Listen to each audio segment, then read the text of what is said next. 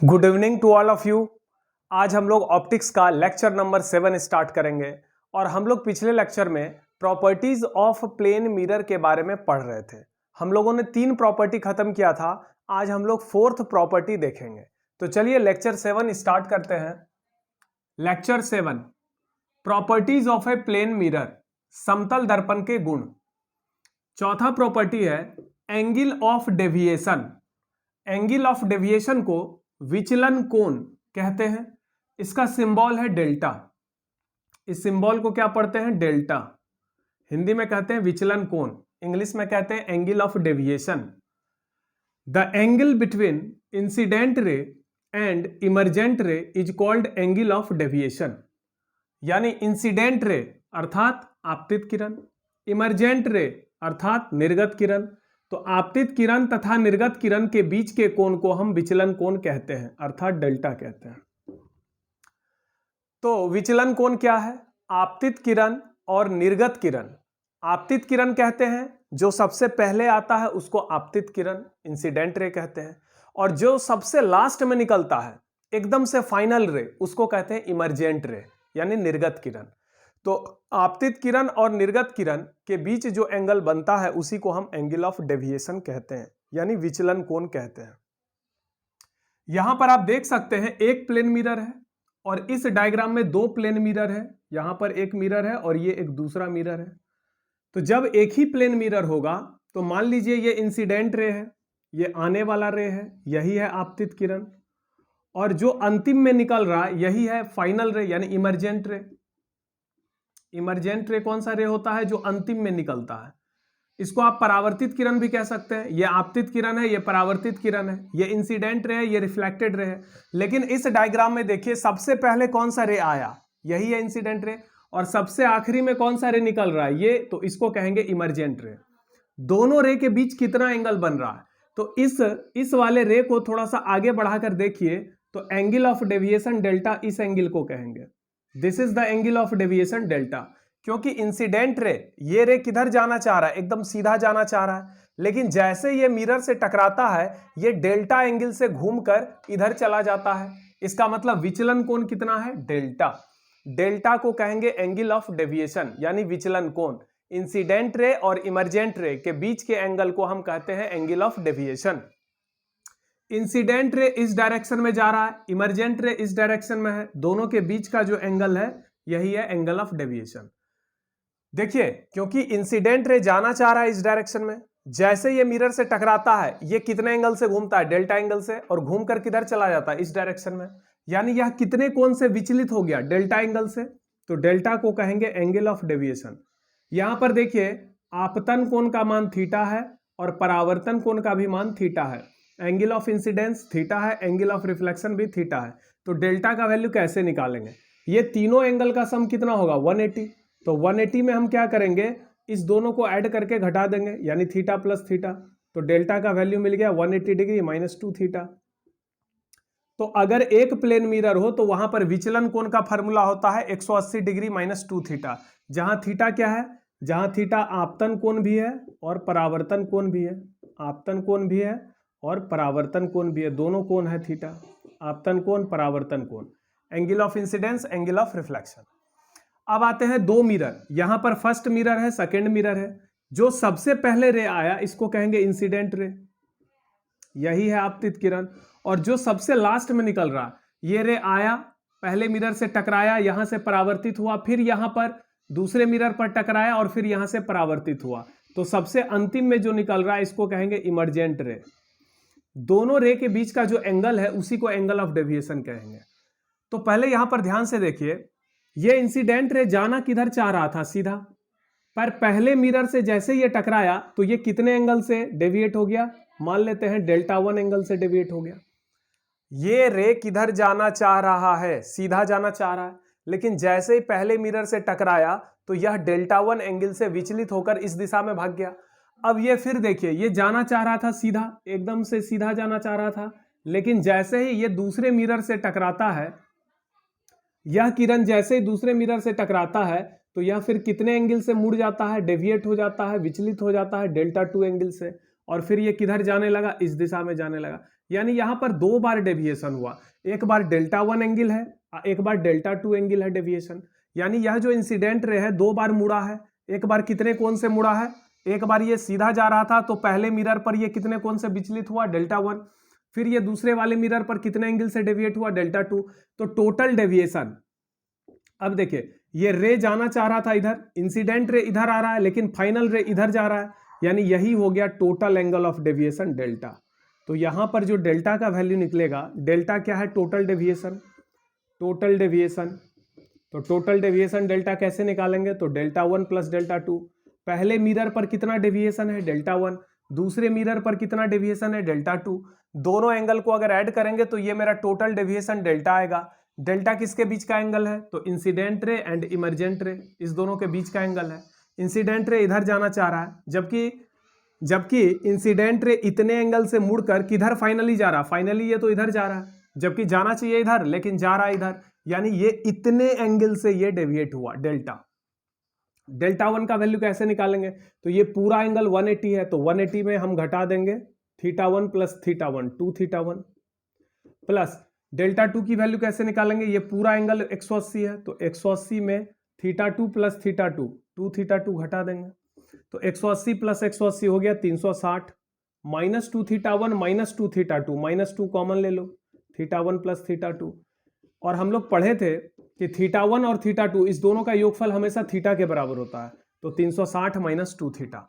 अगर 2 मिरर होगा तो टोटल डेविएशन कितना होगा? 360 माइनस 2 थीटा, और जबकि एक मिरर होगा तो टोटल डेविएशन होगा 180 माइनस 2 थीटा। इस दोनों फार्मूला को याद रखें, ये एक मिरर के लिए है, ये फार्मूला 2 मिरर के लिए है। यहां पर थीटा क्या है? यहां पर थीटा है एंगल बिटवीन 2 मिरर, दोनों दर्पण के बीच का कोण है थीटा। एंगल बिटवीन 2 मिरर्स, दोनों दर्पण के बीच का कोण है थीटा। तो चलिए ये प्रॉपर्टी आपको समझ में आया, अच्छे से समझ में आया। अगर एक मिरर होगा तो angle of deviation 180 minus 2 theta होगा, अगर 2 मिरर होगा तो टोटल एंगल ऑफ डेविएशन हो जाएगा 360 माइनस 2 थीटा, जहां पे थीटा क्या है? एंगल बिटवीन 2 मिरर्स, दोनों दर्पण के बीच का एंगल है। चलिए नेक्स्ट प्रॉपर्टी देखते हैं, प्रॉपर्टी 5।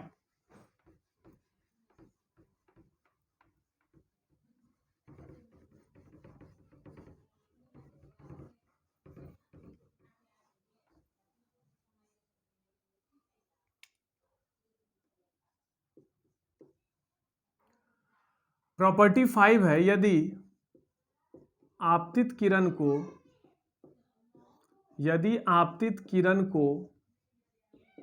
स्थिर रखकर दर्पण को थीटा कोण से घुमाया जाए, थीटा कोण से घुमा दिया जाए, तो परावर्तित किरण 2 थीटा कोण से घूम जाएगी।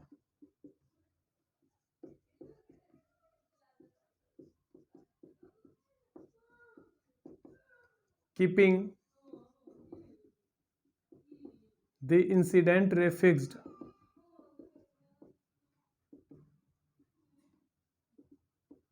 if mirror is rotated by an angle theta, then reflected ray will be rotated by an angle 2 theta। यदि हम आपतित किरण को स्थिर रखकर दर्पण को थीटा कोण से घुमाते हैं तो परावर्तित किरण कितने कोण से घूमती है? 2 थीटा। इसको समझिए, ये एक प्लेन मिरर है और ये आपका इंसिडेंट रे है, और यह रे मिरर पर एकदम नॉर्मली आ रहा है। तो जब कोई रे मिरर पर एकदम नॉर्मली आएगा तो वो उसी रास्ते परावर्तित होगा, जिस रास्ते आया उसी रास्ते वो परावर्तित हो गया। अब देखिए मिरर ऐसे है एकदम से वर्टिकल, मिरर एकदम वर्टिकल है और लाइट कैसे आ रहा है? हॉरिजॉन्टल ऐसे, तो ये इसी रास्ते रिफ्लेक्ट होगा। लेकिन अगर मिरर को हम थीटा एंगल से घुमा दें, अगर मिरर को हम कितने एंगल से घुमा दें, थीटा एंगल से, तो अब मिरर कहाँ चला जाएगा? अब मिरर पहले मिरर कहाँ था? पोजीशन 1 में था। अब मिरर कहाँ चला गया? पोजीशन 2 में चला गया। तो पहले मिरर पोजीशन 1 में था, रे कैसे आ रहा था? नॉर्मली। ये इंसिडेंट रे है जो बिल्कुल नॉर्मली आ रहा है। तो रिफ्लेक्टेड रे भी क्या हो रहा है? उसी रास्ते लौट रहा है, जिस रास्ते ये आ रहा है उसी रास्ते किरण परावर्तित हो रही है। लेकिन अगर दर्पण को हम पोजीशन 1 से घुमा के पोजीशन 2 में कर दें, अर्थात कितने कोण से घुमा दें? थीटा कोण से, और लाइट जैसे आ रहा था इसको वैसे ही भेजा जाए, लाइट बिल्कुल ऐसे आ रहा था, हॉरिजॉन्टल ऐसे लाइट आ रहा था, तो अभी भी लाइट को हम वैसे ही भेज रहे हैं। लेकिन क्या अब ये लाइट सीधा वैसे ही परावर्तित होगा? पहले केस में ध्यान से देखिए, इस केस में फिगर 1 में देखिए, फिगर ए और ये फिगर बी।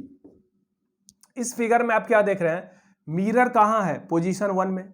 रे कैसे जा रहा है? एकदम हॉरिजॉन्टली, यानी एकदम इस पर देखिए तो एकदम लंबवत गिर रहा, तो परावर्तित किरण इसी रास्ते लौट गया। फिगर 2 में देखिए, इस फिगर बी में देखिए, मिरर कितने एंगल से घूम गया? थीटा एंगल से। तो अब मिरर ऐसा हो गया, पोजीशन 1 से घूमकर कहां चला गया? पोजीशन 2 में। अब रे को लेकिन वैसे ही भेज रहा है, जैसे रे आ रहा था अभी भी रे वैसे ही आ रहा है, एकदम से हॉरिजॉन्टल। अब यहां पर क्या करेंगे? अभिलंब गिराएंगे। ये एंगल थीटा है तो यह एंगल 90 माइनस थीटा होगा। जरा सोच के देखिए क्यों? क्योंकि ये वाला जो लाइन है और ये जो लाइन है ये बिल्कुल परपेंडिकुलर लाइन है। ये लाइन और ये लाइन परपेंडिकुलर है। इसको अगर हम 3 मान लें तो 1 और 3 क्या है? परपेंडिकुलर। 1 is perpendicular to 3। तो ये इसके लंबवत है, तो इसका मतलब ये थीटा होगा, तो ये 90 माइनस थीटा होगा। लेकिन इस 2 पर परपेंडिकुलर है ये 4, तो ये पूरा एंगल 90 होगा, जिसमें ये 90 माइनस थीटा है, तो ये एंगल कितना हो जाएगा? थीटा। अब ये एंगल थीटा होगा तो लाइट इतने ही एंगल पर परावर्तित होगा, यानी थीटा ही एंगल पर परावर्तित होगा। क्योंकि परावर्तन का नियम है आपतन कोण और परावर्तन कोण हमेशा बराबर होता है। तो यहां पर देखिए, ये पूरा एंगल 90 है, 1 और 3 परपेंडिकुलर है, इस पर ये लंब है, ये पूरा कोण 90 है, जिसमें ये थीटा है, तो ये 90 माइनस थीटा हुआ। और 2 पर लंब है ये 4, ये 2 पर लंब है 4, तो अगर इस 2 पर लंब है ये 4, तो ये 90 माइनस थीटा होगा, तो ये थीटा होगा, या कहें ये थीटा होगा तो ये 90 माइनस थीटा। अब ये थीटा होगा, तो अब देखिए ये मिरर है और ये इंसिडेंट रे है, ये नॉर्मल लाइन है, तो जितने एंगल पर आया उतने ही एंगल पे रिफ्लेक्ट हो गया। इसका मतलब पहले लाइट कैसे रिफ्लेक्ट हो रहा था? इसी रास्ते। जब मिरर पोजीशन 1 में था, यहां पर मिरर था, देखिए यहां पर जब मिरर पोजीशन 1 में था तो लाइट कैसे परावर्तित हो रहा था? इस रास्ते, जिस रास्ते आ रहा था उसी रास्ते परावर्तित हो रहा था। लेकिन जैसे ही मिरर घूमकर पोजीशन 2 में आ गया तो लाइट इस रास्ते परावर्तित होने लगा, अर्थात मिरर जैसे ही थीटा कोण से घूम गया, ये परावर्तित किरण कितने कोण से घूम गई? Theta plus theta 2 theta. तो इस बात को याद रखेंगे, अगर हम दर्पण को थीटा कोण से घुमाएंगे तो परावर्तित किरण 2 थीटा कोण से घूम जाती है। अगर हम दर्पण को थीटा कोण से घुमाते हैं तो परावर्तित किरण 2 थीटा कोण से घूमती है। लेकिन इसमें कंडीशन है कि आपतित किरण को बिल्कुल स्थिर रखना है, आपतित किरण को स्थिर रखना है। एक बार फिर से इसको हम समझा देते हैं। ये देखिए मिरर है और ये इंसिडेंट रे है, तो चूंकि रे इस डायरेक्शन में आ रहा है तो लाइट इसी रास्ते वापस चला आएगा। लंबवत आ रहा है तो लंबवत ही वापस जाएगा। लेकिन अगर मिरर को हम पोजीशन 1 से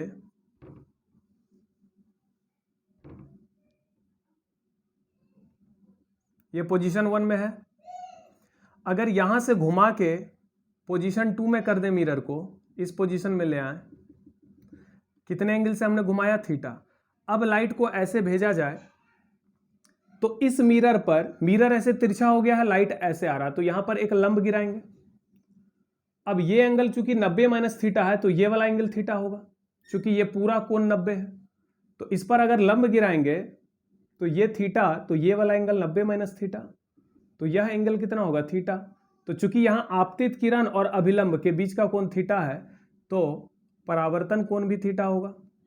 अब देख रहे हैं कि मिरर को हमने थीटा कोण से घुमाया तो परावर्तित किरण कितने कोण से घूम गई? 2 थीटा। क्योंकि पहले लाइट कैसे परावर्तित हो रहा था? इस रास्ते। अब लाइट कैसे परावर्तित हो रहा है? इस रास्ते। जब मिरर इस पोजीशन में था तो लाइट ऐसे वापस जा रहा था, जब मिरर इस पोजीशन में आया तो लाइट ऐसे वापस जा रहा है। इसका मतलब मिरर को हमने थीटा से घुमाया तो रिफ्लेक्टेड लाइट 2 थीटा से घूम गया। यहां पर इंसिडेंट रे को फिक्स रखना है। चलिए ये भी प्रॉपर्टी समझ में आ गया। अब चलते हैं नेक्स्ट प्रॉपर्टी में। Property number 6।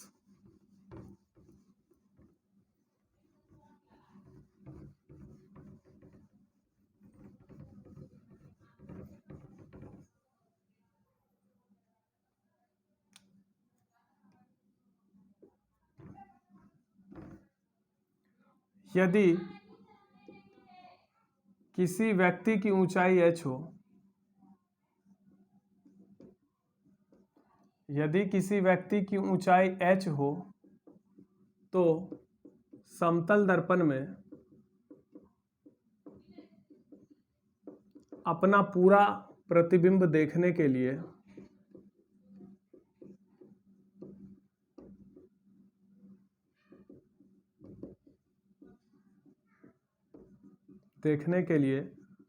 दर्पण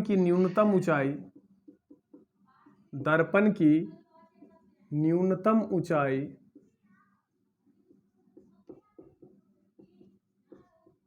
h/2 होना चाहिए, यानी आधा होना चाहिए। यदि किसी व्यक्ति की ऊंचाई h मीटर हो तो समतल दर्पण में अपना पूरा प्रतिबिंब देखने के लिए दर्पण की न्यूनतम ऊंचाई h/2 होना चाहिए। मान लीजिए एक आदमी है जिसकी ऊंचाई है, यानी वह व्यक्ति 6 फुट लंबा है या 6 फुट ऊंचा है, तो उस व्यक्ति की ऊंचाई 6 फुट है। उसको अपना पूरा इमेज देखना है किसी प्लेन मिरर में। पूरा इमेज देखना है मतलब सर से लेकर पांव तक उसको अपना पूरा प्रतिबिंब देखना है किसी प्लेन मिरर में। तो प्लेन मिरर का कम से कम कितना लंबाई होना चाहिए? तो व्यक्ति अगर 6 फुट का है तो मिरर कम से कम 3 फुट होना चाहिए, मतलब व्यक्ति के ऊंचाई का ठीक आधा होना चाहिए कम से कम। अगर उससे बड़े साइज का मिरर है तब तो वो आराम से अपना पूरा प्रतिबिंब देख सकता है। 6 फुट के आदमी को अपना पूरा प्रतिबिंब देखने के लिए दर्पण का कम से कम ऊंचाई 3 फुट होना चाहिए। 3 फुट से ज्यादा है तब तो वो और आराम से देख पाएगा। अगर 3 फुट से कम है तो उसका पूरा प्रतिबिंब नहीं दिखेगा। मतलब अगर ऊपर से देखना चाहेगा तो नीचे का हिस्सा कटेगा, अगर नीचे से पूरा देखेगा तो ऊपर का हिस्सा कटेगा। ठीक है, तो किसी व्यक्ति की ऊंचाई अगर h हो और उसको अपना पूरा प्रतिबिंब किसी प्लेन मिरर में देखना है, मतलब ऊपर से नीचे पूरा इमेज उसको देखना है, तो प्लेन मिरर का कम से कम कितना हाइट होना चाहिए? उस व्यक्ति के ऊंचाई का आधा। तो चलिए इस बात को हम ज्योमेट्रिकली प्रूफ करके दिखाते हैं। ये मान लीजिए एक प्लेन मिरर है, ये एक समतल दर्पण है।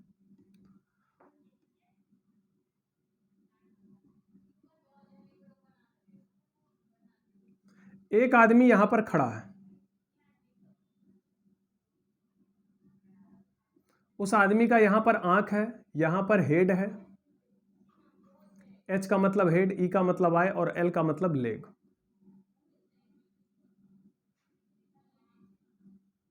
H मतलब हो गया हेड, उस आदमी का सर है। E का मतलब हो गया आंख, आई, और L का मतलब हो गया लेग यानी पैर। ये व्यक्ति यहां खड़ा है, हेड बोल रहे हैं इस पॉइंट को, एकदम टॉप पॉइंट को हेड बोल रहे हैं। यहां पर आंख है, हेड से थोड़ा नीचे आंख है और सबसे नीचे में उसका पैर है, और यह व्यक्ति मिरर के सामने खड़ा है। इस आदमी को अपना पूरा इमेज दिख रहा है इस मिरर में। इस आदमी को अपना पूरा इमेज इस आईने में दिख रहा है। हमको साबित करना है कि मिरर का जो हाइट है इस व्यक्ति के हाइट का आधा होना चाहिए कम से कम। तो चलिए देखते हैं, इस आदमी को अपना सर भी दिख रहा है और पैर भी दिख रहा है। तो कोई वस्तु को आप कब देख पाते हैं? जरा सोचिए, यह एक वस्तु है, यह एक ऑब्जेक्ट है, इसको हम देख पा रहे हैं। क्यों देख पा रहे हैं? क्योंकि जैसे इस वस्तु पर लाइट पड़ता है तो इस वस्तु से लाइट निकलकर हमारी आंखों पर आता है, यानी इससे लाइट रिफ्लेक्ट होकर हमारी आंखों तक जाता है, तो आंखों को यह वस्तु दिखाई देता है। यानी कोई वस्तु इसलिए दिखाई देता है क्योंकि उस वस्तु से आने वाली किरणें हमारी आंखों तक आती है। तो ये हेड हमको दिखाई दे रहा है, इसका मतलब हेड से जो लाइट जा रहा है मिरर पे वो रिफ्लेक्ट होके सीधा आंख में जा रहा है। ठीक है, हेड से ये मेरा सर है और ये हमको दिखाई दे रहा है आईने में, तो हेड से जो रे गया वो मिरर के अपर पॉइंट से टकरा के सीधा आंख में गया, और आंख को मालूम दे रहा है कि यहां पर हेड है, यहां पर हेड का इमेज यहां बनेगा। आप पढ़ें कि प्लेन मिरर के जितना आगे ऑब्जेक्ट होगा इमेज उतना ही पीछे बनता है, यानी किसी समतल दर्पण में वस्तु दूरी और प्रतिबिंब दूरी हमेशा बराबर होता है। तो यह आपका प्लेन मिरर है और यहां पर हेड है, तो इसका इमेज एकदम यहां पर बनेगा। यानी अगर सोचो कि मिरर यहां तक होता तो जितना आगे हेड है उतना ही पीछे इसका इमेज बनेगा। ठीक है, इस व्यक्ति को अपना पैर भी दिख रहा है आईने में, तो पैर से जो किरण जाएगा, इसको हम डबल रे से दिखा रहे हैं, ये परावर्तित होकर सीधा इसके आंख में जाएगा, तभी तो आंख को दिखाई देगा पैर। तो पैर से आने वाली किरणें दर्पण से टकराकर सीधा आंख में जा रही है, और आंख को लग रहा है कि पैर का इमेज यहां बन रहा है, ठीक इसके सामने यहां पर एल डैश। तो पूरा प्रतिबिंब ऐसे बनेगा, H dash L dash, H dash L dash. तो इस व्यक्ति को अपना पूरा प्रतिबिंब यहां दिख रहा है, व्यक्ति जितना आगे दर्पण के खड़ा है उतना ही पीछे इमेज बन रहा है। ठीक है, अब यहां पर थोड़ा सा हम ज्योमेट्री का इस्तेमाल करेंगे। आप देख सकते हैं कि यह त्रिभुज और यह त्रिभुज दोनों ही समकोण त्रिभुज है। अगर इसका नाम हम कुछ रख दें, मान लो इस मिरर का नाम रख देते हैं एम एम डैश, इसका नाम रख देते हैं ए, इसका नाम रख देते हैं बी। यहां से एक लंब हम गिराते हैं इस पर, इसका नाम रख देते हैं सी। अब जरा सोचिए, यह दूरी एच ए और यह दूरी ए ई दोनों आपस में बराबर होगा। अगर इसको हम x मान लें तो यह भी दूरी x होगा, और ये जो दूरी है ई बी और ये जो बी एल है यह भी बराबर होगा। अगर इसको y मान लें तो यह भी y होगा। क्यों? क्योंकि ये त्रिभुज और ये त्रिभुज सर्वांगसम त्रिभुज है, कॉन्ग्रुएंट ट्रायंगल। पढ़े सर्वांगसम त्रिभुज, जिसकी संगत भुजाएं क्या होती है, बराबर होती है, और संगत कोण भी बराबर होता है। तो अगर ये दोनों त्रिभुज सर्वांगसम है तो ये भुजा और ये भुजा बराबर होगा, और उसी प्रकार यह त्रिभुज और यह त्रिभुज सर्वांगसम है तो ये भुजा बराबर होगा ये भुजा। क्यों सर्वांगसम है? क्योंकि एक एंगल तो 90 है दोनों में, तो ये एंगल सेम है। ये बीच वाला साइड तो कॉमन है, इस त्रिभुज और इस त्रिभुज में ये बीच वाला साइड कॉमन है, और साथ ही साथ आप देख रहे हैं कि ये आपतन कोण है और ये परावर्तन कोण है, तो ये दोनों कोण आपस में बराबर होगा। तो दो कोण बराबर है और बीच का भुजा कॉमन है, यानी ए ऐसे एंगल साइड एंगल। इस कॉन्ग्रुएंसी थ्योरम से ये दोनों ट्रायंगल कॉन्ग्रुएंट हुआ, तो ये भुजा और ये भुजा बराबर होगा। और यहां भी यह कोण आपतन कोण है और ये परावर्तन कोण है, तो यह दोनों त्रिभुज सर्वांगसम त्रिभुज हुआ, तो यह दोनों आपस में बराबर होगा। अगर ये x है, ध्यान से देखिए, ये AE इसका वैल्यू x है, तो MC का वैल्यू x होगा, ये भी x होगा, क्योंकि यह एक आयत बन रहा है, रेक्टेंगल बन रहा है। ध्यान से देखिए, ये एक रेक्टेंगल है, और अगर इसका वैल्यू y है तो इसका भी वैल्यू y होगा, क्योंकि यहां पर भी ये एक रेक्टेंगल है, आयत है। पूरा ज्योमेट्री का खेल है यहां पर। तो मिरर का हाइट कितना हो गया, x प्लस वाई, और इस व्यक्ति का पूरा हाइट कितना हो गया, पर्सन का हाइट कितना हो गया, व्यक्ति की ऊंचाई हो गया, पर्सन का हाइट हो गया, पर्सन का हाइट इधर लिखते हैं, पर्सन का हाइट, व्यक्ति की ऊंचाई हो गई x प्लस वाई, यानी टोटल हाइट हो गया 2x प्लस 2y, अर्थात 2 कॉमन ले लो तो x प्लस वाई। और मिरर का हाइट हो गया, मिरर का जो हाइट होगा वो हो गया, समतल दर्पण की ऊंचाई हो गई x प्लस वाई। तो हम देख रहे हैं कि पर्सन का जो भी हाइट है उसका ठीक आधा हाइट है मिरर का। अगर पर्सन के हाइट को हम h मान लें तो मिरर का हाइट h/2 नहीं हो जाएगा। अगर इस वैल्यू को हम h कहेंगे तो x प्लस वाई का मान, इस 2 को हटा के नीचे करो, x प्लस वाई का मान h/2 होगा। तो हम देख रहे हैं कि व्यक्ति की हाइट अगर h हो तो उसको अपना पूरा प्रतिबिंब देखने के लिए दर्पण की कम से कम ऊंचाई h/2 होनी चाहिए। अब एक ही प्रॉपर्टी रह गया है, 7th प्रॉपर्टी, जिसको हम नेक्स्ट लेक्चर में डिस्कस करेंगे। चलिए, थैंक यू।